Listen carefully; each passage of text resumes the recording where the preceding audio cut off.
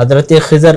علیہ السلام کے بارے میں کہ وہ ولی ہیں یا نبی ہیں، بعض ولی بھی کہہ رہے ہوتے ہیں، بعض نبی بھی کہہ رہے ہوتے ہیں، تو حقیقت کیا ہے، اہل سنت کا موقف کیا ہے؟ یہاں علماء کے دو موقف ہیں۔ بعض علماء کے مطابق آپ اللہ کے ولی تھے، لیکن جو جمہور علماء ہیں، یعنی اکثریت جو علماء کی ہے وہ اس پر ہے کہ آپ اللہ پاک کے نبی تھے، اور اس پر کئی ادلہ موجود ہیں اور علماء نے باقاعدہ اس کے اوپر کتابیں لکھی ہیں۔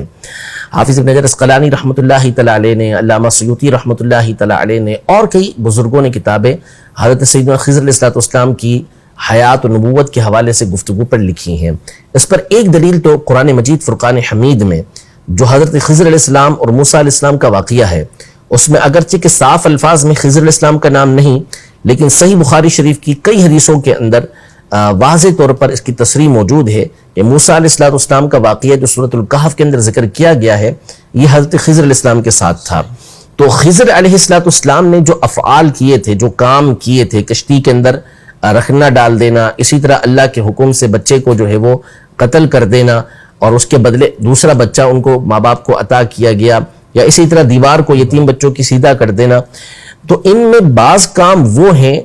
کہ اللہ تبارک و تعالیٰ کی طرف سے اگر کسی ولی کے دل کے اندر یہ بات ڈالی جائے تو اسے اس بات کا اختیار نہیں ہوتا کہ وہ یہ کرے۔ اللہ کے نبی کو اس بات کا اختیار ہوتا ہے کہ اللہ پاک نے اس کی طرف جو وحی کی ہے، ان کے دل کے اندر جو بات ڈالی ہے، وہ اس پر عمل کریں گے۔ تو خضر علیہ السلام نے یہ جو کام کیے تھے، یہ اللہ کے نبی ہی کر سکتے ہیں،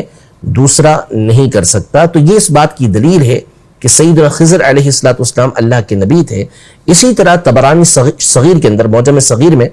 امام طبرانی رحمۃ اللہ تعالی علیہ نے بسند ضعیف ایک طویل حدیث نقل کی ہے، طویل واقعہ نقل کیا ہے، جس میں خضر علیہ السلام کا ذکر موجود ہے، اور وہاں پر خود خضر علیہ السلام کے الفاظ کے اندر آپ نے اپنے آپ کو اللہ کا نبی یہ ذکر کیا ہے۔ تو اس لیے جمہور علماء کا موقف یہی ہے کہ سیدنا خضر علیہ